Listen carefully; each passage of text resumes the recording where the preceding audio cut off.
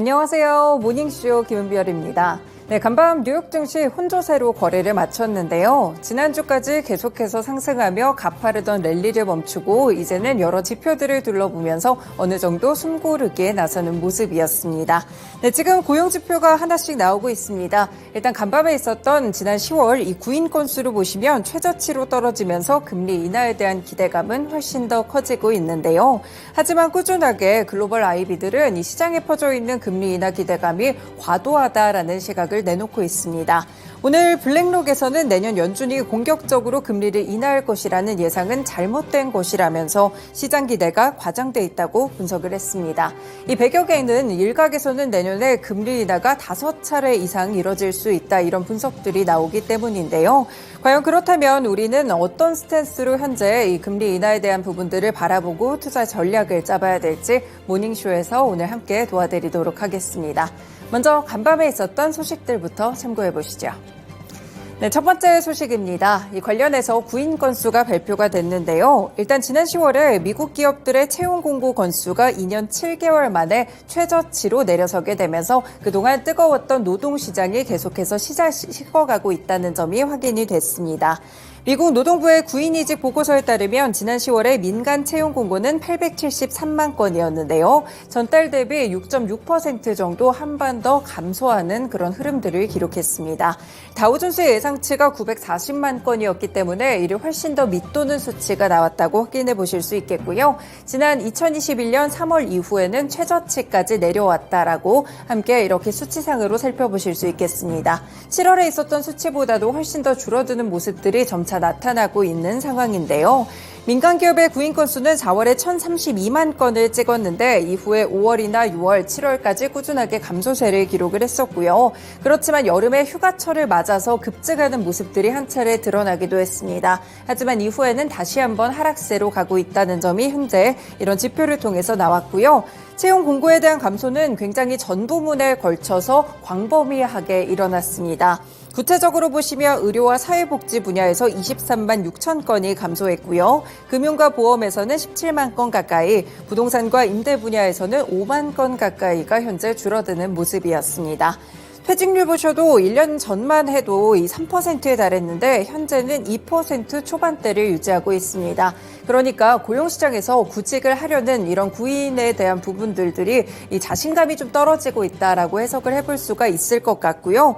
이와 더불어서 해고의 경우에도 160만 건으로 직전월보다 소폭 늘었는데요. 하지만 해고 비율이 1%로 전달과 같았습니다. 결국 기업들도 지금은 해고를 조금은 꺼리는 상황이다라고 살펴보실 수 있겠습니다. 지금 여러 가지 분석들을 좀 보시면 구인 감소세가 지속하고 이직과 해고가 정체되는 등 고용시장의 수요와 공급 간의 균형이 잘 이뤄지고 있다라는 평가인데요. 그래서 미국 경제가 연착륙할 것이라는 전망이 강화되고 있다라고 분석했습니다.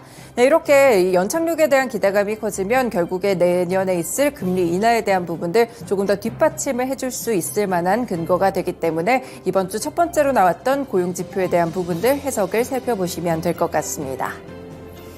두 번째 소식입니다. 비트코인 가격 연일 이렇게 화두가 되고 있습니다. 계속해서 고점을 경신하는 모습이었는데요. 44,000달러 선까지 이번에 장중에 좀 돌파가 나왔습니다. 지금은 소폭 조정을 받은 상태이기는 하지만 44,000달러 선까지 굉장히 큰 폭으로 증가를 했고요. 지난 2022년 4월 이후에 처음으로 고점 터치가 나왔다고 보실 수 있겠습니다. 일단 비트코인이 단기적인 강세 흐름 때문에 38,000달러 선에 있었던 저항선을 제거를 했었고 어제의 경우 42,000달러 선을 돌파하면서 긍정적인 모습을 기록했었는데요. 이제는 추가적으로 44,000달러 선이라는 또 다른 저항선을 돌파하게 되면서 앞으로 추가적인 업사이드가 조금 더 열렸다라는 월가의 분석들도 나오고 있습니다. 일단 이렇게 비트코인이 급등하는 이유는 연준의 금리 인하 기대감도 있지만 결국에는 비트코인 현물 ETF가 출시될 것이라는 기대감이 강한데요. 지금 블랙록은 비트코인 현물 ETF 신청서를 미국의 증권감독 당국인 증권거래위원회에 다시 한번 제출했다고 합니다. 그리고 비트코인 ETF 승인을 대비해서 익명의 투자자로부터 10만 달러 정도, 그러니까 한화로는 1억 3천만 원 정도의 투자 시드 펀딩을 또 받았다는 소식까지 전해지고 있는데요. 이렇게 올해만 160%가 오르게 된 비트코인의 가격, 과연 어디까지 가게 될지 국내에서도 최근 관련 종목들 많이 움직이고 있습니다. 함께 체크해 보시면 보시면 좋을 것 같습니다. 네, 마지막 소식입니다. 신용평가사 무디스가 이번에 중국 국채에 대한 전망을 부정적으로 보면서 이렇게 하향 조정했습니다. 이 경기 둔화와 부동산 부문의 위기에 따른 리스크를 함께 짚어주는 모습이었는데요. 이 무디스 측의 중국에 대한 신용등급 강등은 2017년 이후 처음 있는 일이었습니다. 이 지방정부와 국영기업의 자금 조달 문제로 인한 위험을 반영한 것이다라고 설명을 했는데요. 이 중국은 2020년 과도한 차입에 대해서 단속을 하면서 부동산 개발업체 수십 곳의 채무 불이행을 초래하기 전에 이미 둔화가 되는 모습이기도 했고요. 그리고 은행들에 대해서도 이 부분이 이 부동산 위기가 번지면서 위태롭게 만드는 요인이 되기도 했습니다. 결국에는 중국의 재정이나 경제, 제도적인 강점들의 광범위한 하방 위험이 제기되고 있다면서 무디스 측에서는 위험 증가를 반영해서 이번에 국채에 대한 부분들을 하향 조정했다는 점 살펴보실 수 있겠습니다. 일단 무디스는 그래도 국채 전망에 대한 부분들을 하향 조정했지만 별도로 중국의 장기 지방이나 외환 발행자 등급은 A1 등급으로 꾸준하게 유지하는 모습이었습니다. 네, 중국 정부에서는 굉장히 실망스럽다라는 반응을 내놨었고요. 결국에 올 초부터 어려운 국제 정세와 세계 경제 회복과 모멘텀 약화에도 불구하고 거시 경제가 회복세를 지속하고 있고 꾸준히 반전을 해왔다면서 회복할 수 있다. 이 지방 정부의 위험은 통제가 가능하다라는 입장을 함께 보였다는 점 체크해 보셔야겠습니다. 네, 이렇게 간밤에 있었던 소식들 3가지 함께 전해드렸습니다.